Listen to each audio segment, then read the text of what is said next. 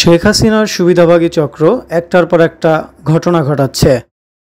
শেখ হাসিনার সুবিধাভোগী দুষ্ট চক্র একটার পর একটা ঘটনা ঘটাচ্ছে বলে অভিযোগ করেছেন বিএনপির জ্যেষ্ঠ যুগ্ম মহাসচিব রুহুল কবির রিজভী।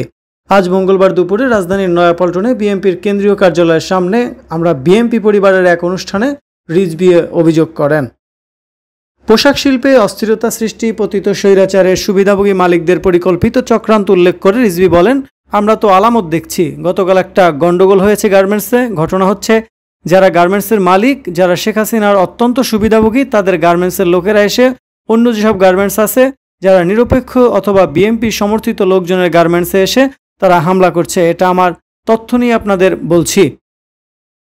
রিজভী বলেন, এটা শুধু গার্মেন্টসে নয়, যেমন পার্বত্য চট্টগ্রামে একটা তুচ্ছ ঘটনা নিয়ে বড় ঘটনা হলো। প্রকৃত স্বৈরাচারের দুষ্টচক্র প্রশাসন থেকে শুরু করে প্রতিটি জায়গায় তারা সুতার টান দিচ্ছে এবং একটার পর একটা ঘটনা তারা এখানে ঘটাচ্ছে।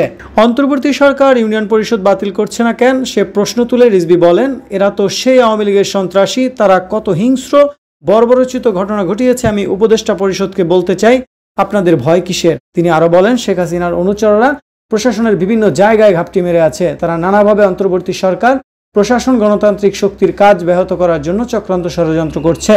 অনুষ্ঠানে বিএনপির চেয়ারপারসনের বিশেষ সহকারী শামসুর রহমান, সংগঠনের আহ্বায়ক আতিকুর রহমান, সদস্য শেখ রবিউল ইসলাম বক্তব্য দেন। পরে ছাত্র জনতার অভ্যুত্থানের সময় আহত রিকশাচালক সাইদুল ইসলামকে একটি অটোরিকশা, চাবি ও কাগজপত্র তুলে দেন রিজভী।